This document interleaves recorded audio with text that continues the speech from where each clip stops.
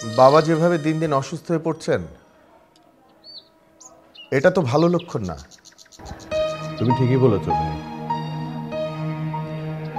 High blood প্রেশারের কারণে stroke হওয়ার পসিবিলিটি থাকে, আবার একবার হলে নাকি বারবার হওয়ার চান্স থাকে। এরকম যদি হয় তাহলে তো আসলেই বিপদ। আচ্ছা, এক কাজ করলে কেমন হয়? ঠিক আছে, বাবাকে আমরা সিঙ্গাপুর নিয়ে যাই না কেন? ওখানে গেলে অন্তত ভালো একটা ট্রিটমেন্ট করা যাবে। সেটা তো ঠিক আছে ভাইয়া, কিন্তু এরকম সিরিয়াস কিছু হলে তো ডক্টর আঙ্কেলই আমাদেরকে বলতেন। উনি তো আমাদেরকে কিছুই বলেন না বলুন, কিন্তু আমার মনে হয় বাবাকে নিয়ে এরকম রিস্ক নেওয়াটা ঠিক হচ্ছে না। তার চেয়ে বরং আমরা বাবাকে সিঙ্গাপুর নিয়ে যাই। ভাইয়া, আমার তো কোনো সমস্যা নেই, কিন্তু বাবাই যেতে রাজি হবে কিনা সেটাই তো প্রশ্ন। কেন রাজি হবেন না? আমরা সবাই মিলে বাবাকে বলি, ফোর্স করি। ভাইয়া, তুমি বাবাকে তো চেনো, ফোর্স করে কোনো লাভ হবে না। বাবা যদি নিজের থেকে যেতে রাজি হয় তাহলে পসিবল, না হলে বাবাকে ইম্পসিবল, বাবাকে নেওয়া যাবে না। আরে, বাবার জন্য এতগুলো মানুষ বিপদে পড়বে, সেটা কি বাবার বুঝতে হবে না? আর আমান যে সমস্যা নিয়ে এসেছে, এটাও তো বাবার একটা টেনশনের কারণ। বাবাকে এটা সলভ করতে হবে না? একটা সলিউশন হয়ে গেলে তখন তার বাবারও এগুলো নিয়ে কোনো টেনশন থাকে না। ভাইয়া, এখানে বাবার তো কোনো দোষ নেই, বাবা তো সলিউশন দিয়েই দিয়েছে।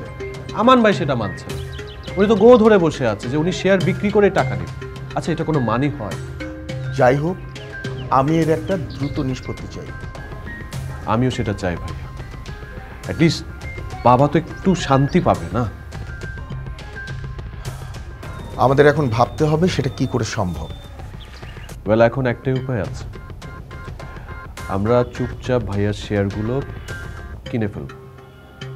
তারপর ভবিষ্যতে যদি ভাইয়ার মাইন্ড চেঞ্জ হয়ে যায়, ওনাকে শেয়ারগুলো আমরা ফেরত দিয়ে দেব। আমানকে তাহলে যেভাবেই হোক রাজি করাতে হবে।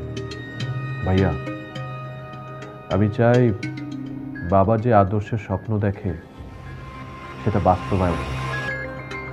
আর উনি আমাদেরকে সবাইকে নিয়ে যে একসাথে থাকতে চায়, আমরা সেভাবেই থাকবো। তুমি কি চাও ভাইয়া? তুমি চাও না আমরা সবাই একসাথে থাকি? আমাকে নিয়ে ভাববার কি আছে? তোরা সবাই আছিস, সীমানা আছে, তাহলেই তো হয়। আর কতদিন এভাবে অভিমান করে থাকবো ভাইয়া? বয়স হয়েছে না আমাদের। এখন আপদে বিপদে যদি আমরা একজন আরেকজনকে পাশে না পাই, তাহলে কিসের আত্মীয়তা, কিসের সম্পর্ক, কিসের ফ্যামিলি, কিসের সংসার? সংসার, মায়া, এসব আসলে আমার জন্য না রে। আমার এসবের উপর এখন কোনো ইন্টারেস্ট নেই। আমার এসব ভালো লাগে না। একটা কথা বলবো তোমাকে ভাইয়া। বল। তুমি আবার অফিসে যাওয়া স্টার্ট করবা? আমার মনে হয় কি, তুমি দীর্ঘদিন এভাবে বাসায় বসে আছো, তো অফিস যাচ্ছ না, কোনো কাজ করছো না, তোমার মধ্যে একটা বৈরাগ্য ভাব তৈরি হয়ে গেছে। আমার মনে হয় তুমি কাজে ফিরলে সব ঠিক হয়ে যাবে। না রে, অফিস টফিস আর আমাকে দিয়ে ঠিক হবে না। আর ওর জন্য তো তোর ভাবি আছে, আর তোর ভাবির মতো মেয়ে থাকলে কাউকেই লাগে না। ও একাই 100। কোম্পানি চালানোর জন্য ওর মতো চতুর এবং ধুরন্ধর মেয়েই যথেষ্ট। কিভাবে এক ঢিলে 2 পাখি মারতে হয় সে কৌশলও খুব ভালো করেই জানে। তুমি এসব কি বলছো ভাই? আমরা যেখানে সবাই অফিসে টাইম দিতে পারছি না, সেখানে ভাবি নিজের চেষ্টায় কষ্ট করে সবকিছু ধরে রেখেছে, আর তুমি কিনা ভাবি কিনে এসব কথা বলছো, কমপ্লেন করছো। দেখ আরমান, তোর ভাবির বিষয়ে আমি তোর সাথে কোনো তর্কে যেতে চাই না। তবে একটা বিষয় তোকে আমি সতর্ক করে দিতে চাই, এই শেয়ার বিক্রির বিষয়ে তোর ভাবির যেন কোনো ইনভলভমেন্ট না থাকে। আসলাম যাতে এই শেয়ার কোনোভাবেই কিনতে না পারে। ভাইয়া, তুমি এসব কি বলছো? আমি না কিছুই বুঝতে পারছি না। ভাবি এই কোম্পানির এমডি, ওনার তো একটা ভূমিকা থাকতেই হবে, এটা তো তুমি অস্বীকার করতে পারবে না।